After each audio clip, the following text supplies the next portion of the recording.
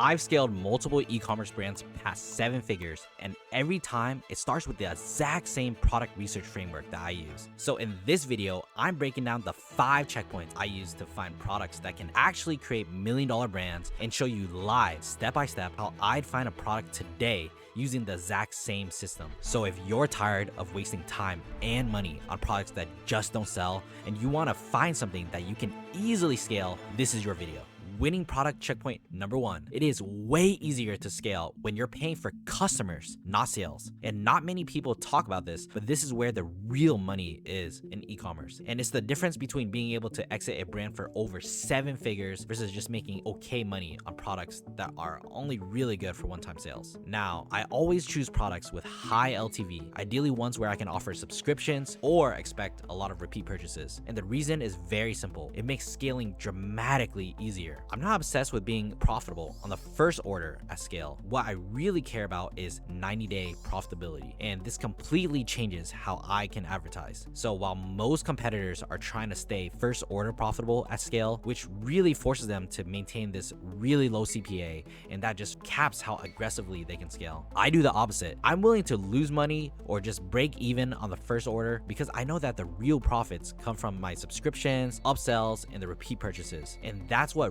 really allows me to outspend my competitors, dominate the meta ad auctions, scale way faster, and still end up more profitable long term. So take a look at this example from one of the fastest scaling supplement brands right now called IM8 that's co-founded by David Beckham. We're gonna break down this report quarter by quarter because they are a public company, and this perfectly illustrates why high LTV products really win. So you can see here in Q1 of 2025, IM8 generated about 5.6 million in revenue, but 87% of that came from new customers. Only 13% came from repeat customers. To do that, they had to spend $4.8 million on ads. So from a first order perspective, this looks like they're not very efficient with their ad spend. Almost all of their Q1 revenue is being propped up by paid acquisition with very little coming from the back end. When I say back end, I'm talking about repeat customer revenue, which is subscriptions, rebills, and people coming back to buy again. But here's the key. This was intentional. Now look at quarter 2. Their ad spend only increased slightly to 5.5 million, but total revenue jumped to 9 million. Why? Because repeat customer revenue exploded, going from 13% to 42% of total revenue. That means nearly half of their sales are now coming from customers they already paid to acquire in the previous quarters. Now, fast forward to Q3, and this is where things really click. So while new customer revenue still grew, it only made up 33% of the total revenue, down from 87%, which is where it was in Q1. The other 67% came from repeat customer revenue, which is way up from 13% initially. With their ad spend at just 6 million, IM8 did 18 million in revenue, more than triple Q1's. And this is largely driven by rebills and returning customers, not increased ad spend. This is the compounding effect of LTV. And the most important takeaway here is IM8 wasn't focused on being extremely profitable in Q1. They were focused on acquiring customers for a product with very high lifetime value. Because of that, it didn't matter that Q1 looked inefficient on paper. By Q3, their backend was doing the heavy lifting, as you can clearly see. That's why I always prioritize products with subscriptions or strong repeat purchase behavior. If your LTV is high, you can afford to lose money or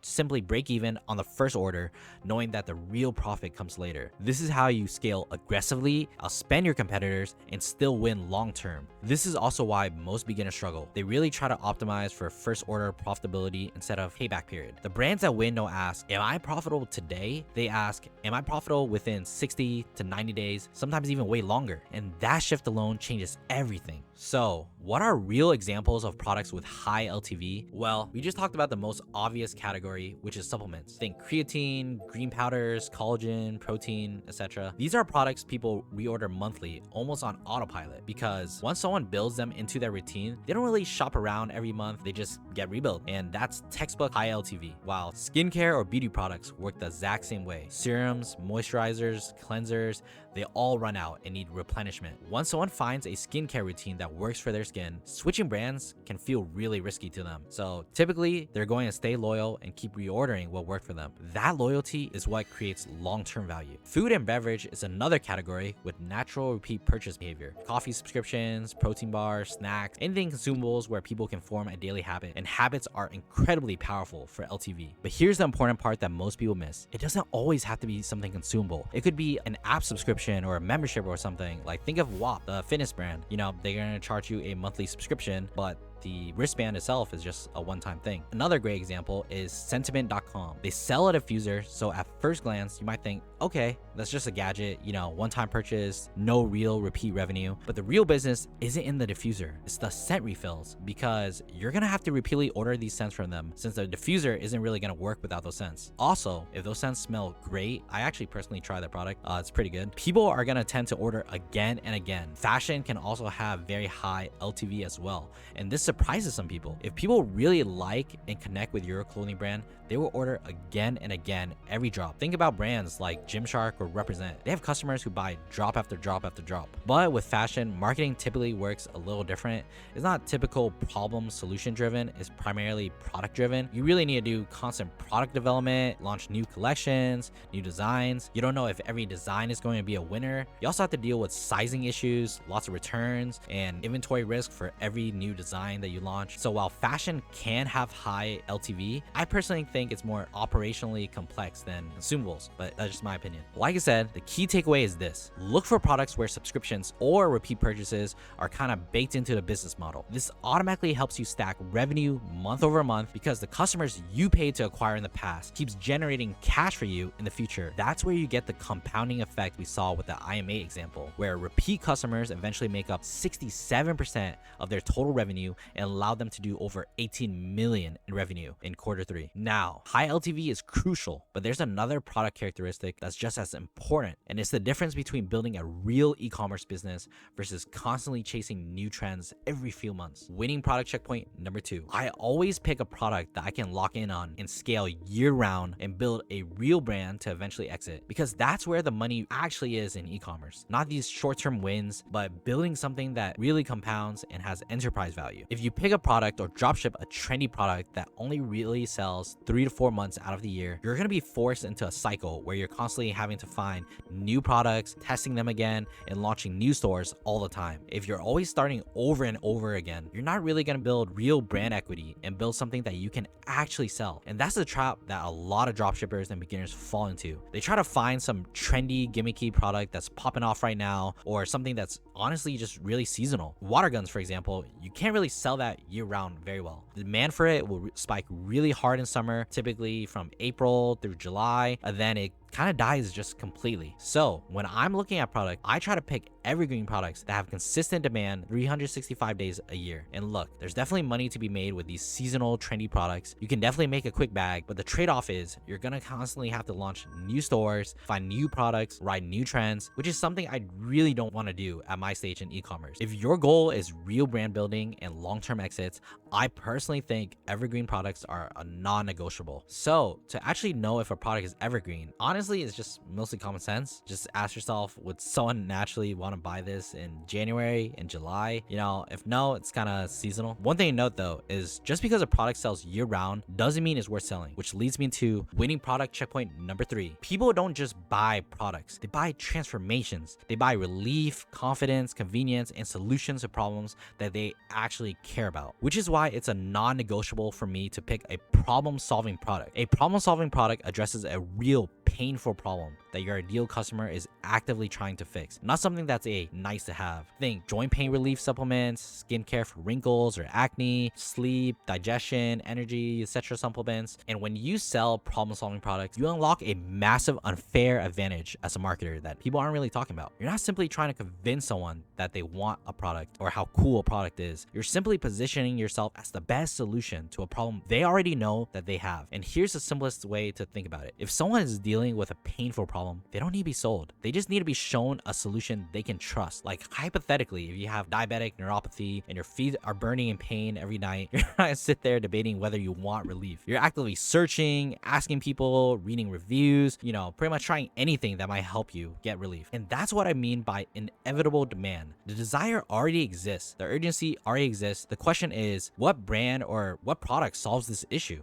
And this is why problem-solving products are easier to scale, in my opinion, if you're a highly skilled marketer, because your copywriting and creative can even be extremely direct. You know, you can call out the symptom, agitate the pain, show the mechanism, and just prove it to the customer and just show the offer, make the offer. Now compare that to something like a galaxy projector. Like, while it looks cool and, you know, definitely can get sales, it just doesn't really solve a real problem. There's no urgency, no emotional drivers, no real deep reason for someone to buy now. Honestly, if you really develop your skills as a marketer, I personally think that problem solving products are actually way easier to scale. I'd rather sell a boring product that solves a real painful problem than some trendy flashy gadget that demands kind of just dip off after Q4. Since with my skills as a marketer, I can cook extremely hard, even with just image statics. Since I can utilize my copywriting skills for the ad copy, my pre-sale pages, and overall funnel to really channel my ICP's desire towards my product. And combine this with choosing a product with good LTV, you can really scale a quote unquote boring product aggressively and predictably. But this next checkpoint is something that no e-commerce guru talks about. And it's what really separates stores that make a couple $1,000s from 7-figure, 8-figure brands. Winning product checkpoint number 4. One of the worst things you can do is choose a product where you have to generate your own demand. This is one of the biggest mistakes I see beginners make. A beginner might think that they found this untapped or unsaturated product. They really convince yourselves that they discover something that nobody else knows about. They go all in, they build a store, launch the ads, and then nothing. So here's my rule. I personally only pick products that already have proven demand. And this goes against what a lot of gurus teach, because here's the truth. Red ocean markets are actually better than blue ocean markets. Having tons of competitors actually validates the market for me. Everyone talks about finding these blue ocean opportunities with completely unsaturated markets, and while that sounds great until you realize if nobody is selling it successfully, maybe there's a reason. Maybe there's no demand. Maybe the unit economics doesn't work. Maybe people just really don't want this. Not just that nobody has ever thought of this product before. But when you see multiple competitors actively scaling a product, that's a massive green flag in my book. At that point, my job isn't to convince people that they need a product or that this product needs validation. The product already has massive demand that's proven by multiple competitors. My job is to figure out how to differentiate and execute way better than my competitors. And personally, I think it's way less risky than betting on some completely unproven concept that's extremely difficult to scale because there's just no demand. So to find a product that has demand, you can do a bunch of things here. One thing you can do is just browse TikTok on a completely new account, and whenever you see an e-com or dropshipping product, you can just like the video, and eventually your algorithm will keep showing you nothing but products similar to these. I like to find products that had a viral video recently within the last 1 to 2 months. Then I'll go onto their website and check their traffic on SimilarWeb, and anything that has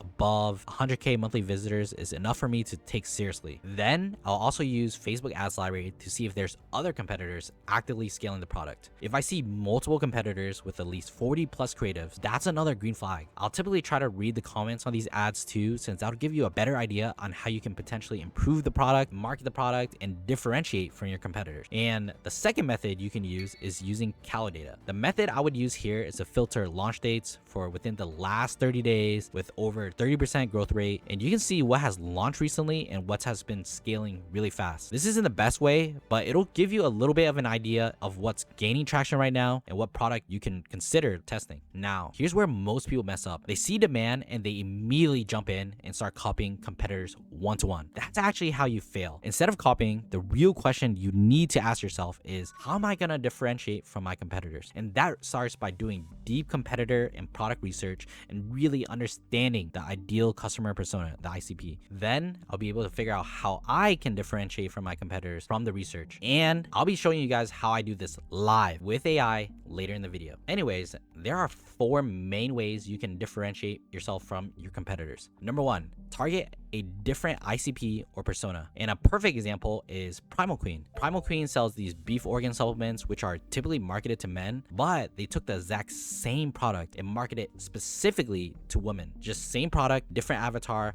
and now they're doing, probably 9 figures or more in revenue. Number 2, arbitrage. You can find a product that's winning on TikTok, but maybe nobody is selling it on Meta. That could be worth a try just because there's a lot of proven demand already on TikTok. Or what you really can do is find a USA winner and market it to a different market, like Europe, for example, or just a specific European country. You're technically targeting a different audience by just changing the platform or geo. Number 3, introduce a unique mechanism. This is like when creatine gummies first came out. Everyone beforehand was selling creatine powder, but then someone introduced it in the form of a gummy, which is introducing a new mechanism. Or another great example is Athletic Greens, AG1, which is a massive billion-dollar brand selling green drinks. And then Grunz came along and made it into gummies instead. Now Grunz is doing over 9 figures in revenue. Number 4, better marketing execution. Now, this technically isn't differentiating yourself, but something I'll do from time to time. If you genuinely believe you can outcompete the competition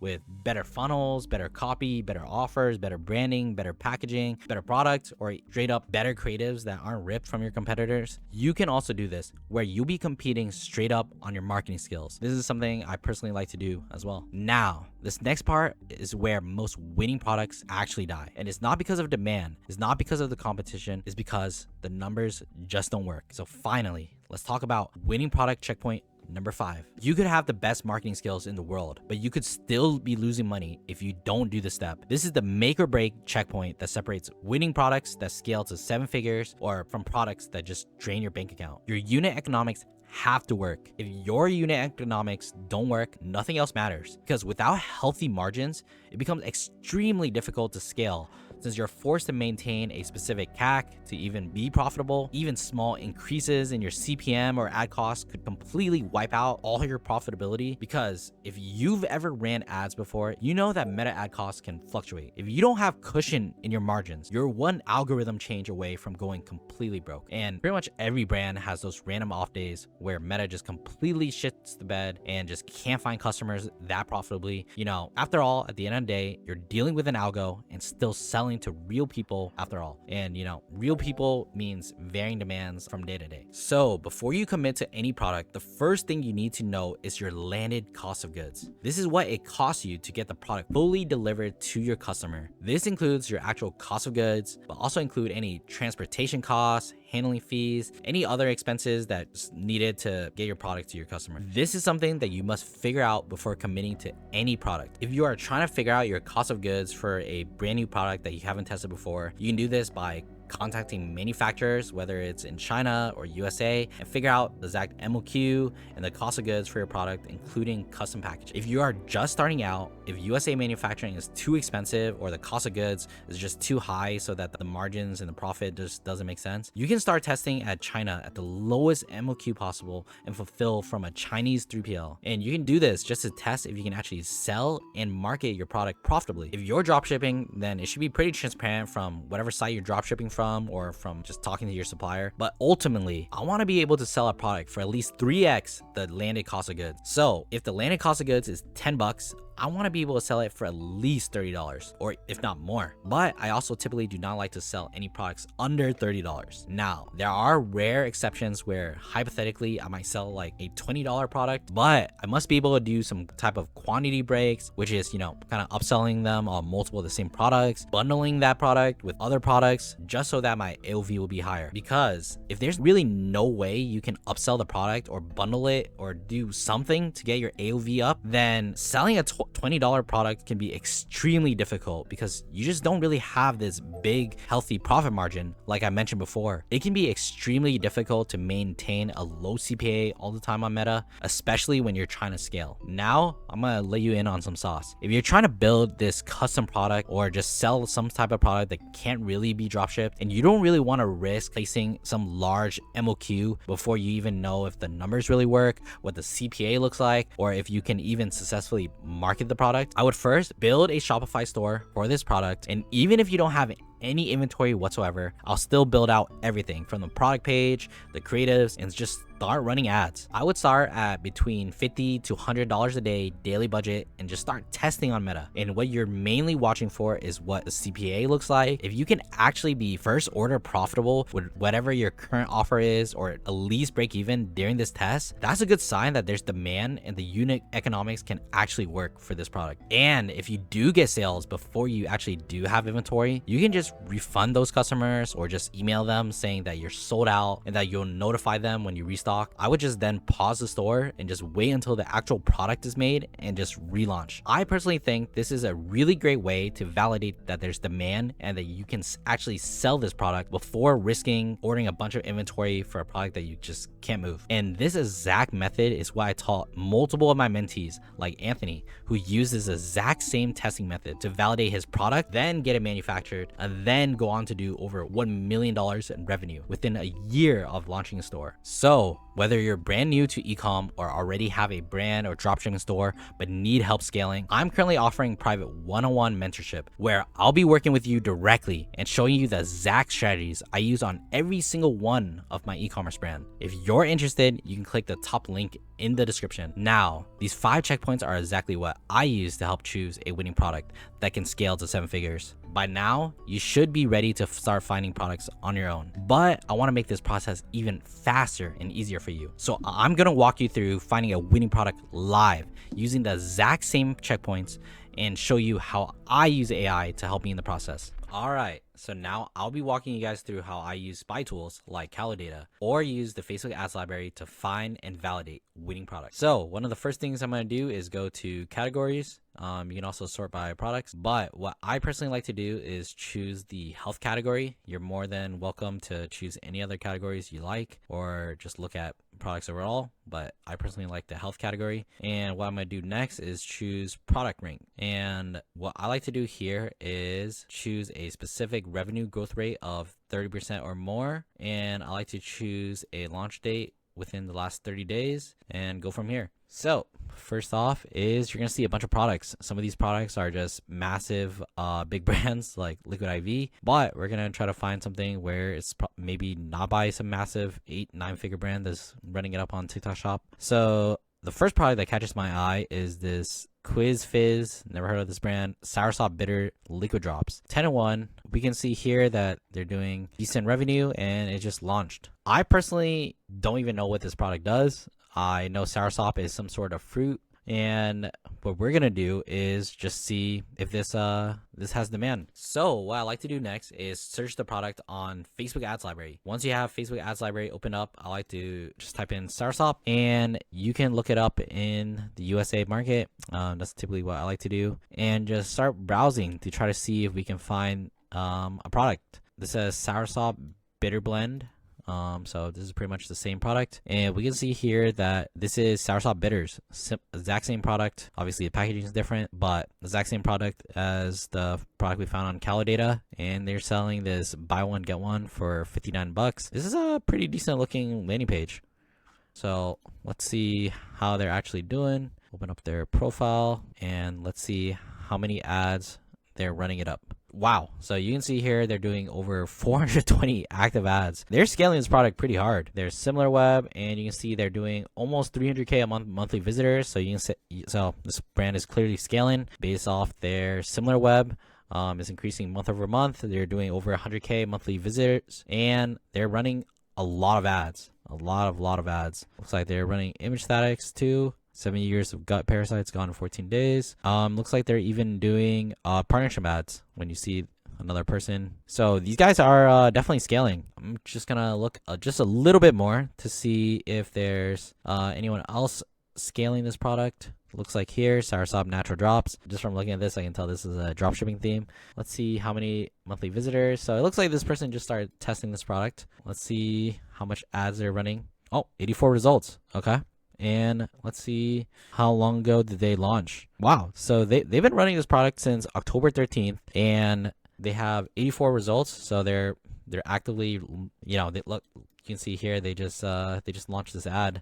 It's only been active for 8 hours. So right now, I would say this product definitely has demand, right? We found one big store that's really scaling it, and we found some other competitors that are running it for a while as well. Like the store, they've been running since October 13th, and it looks like a dropshipping store for sure. And the product is obviously doing well on TikTok Shop, just launched in the last 30 days and doing pretty decent revenue. So I would say the demand is pretty much all there. So what I would like to do next is go on Amazon and just type in soursop, and we can see here, oh, the serene herbs. So this is pretty much this brand, and we can see here that there's other brands like this brand that's done over 2K purchase in the last month. Looks like there's Soursop gummies, other brand that has 10K purchases in the last month. So I would say this product definitely has demand. I didn't even know about this market for Soursop, and looks like it's pretty big. It's pretty big. What we're gonna do next is open up Google Gemini and enable deep research. And what I'm going to do is I have this AI prompt. Shout out to Anthony for this prompt. And I'm going to type in Soursop supplement in the USA. My product category is Soursop supplement. For reference, I'm just going to link them this Serene Herbs product page. And for products on Amazon, let's see who has a lot of reviews. This one has a lot of reviews too, but looks like Serene Herbs is. And then I'm just gonna run this prompt pretty much, and then we're just gonna wait until we get the results. Overall, we found this Soursop product that we saw that was doing decent numbers on TikTok Shop in the last 30 days, and it just recently launched. We saw that there's multiple versions of this product, multiple brands selling this product on Amazon with a lot of sales, decent amount of reviews. And most importantly, we saw on Meta that there are a couple stores. I didn't really dive in depth, but we saw at least 2 that was blasting over 40 plus creatives and actively scaling this product. So it's clear that this product has demand.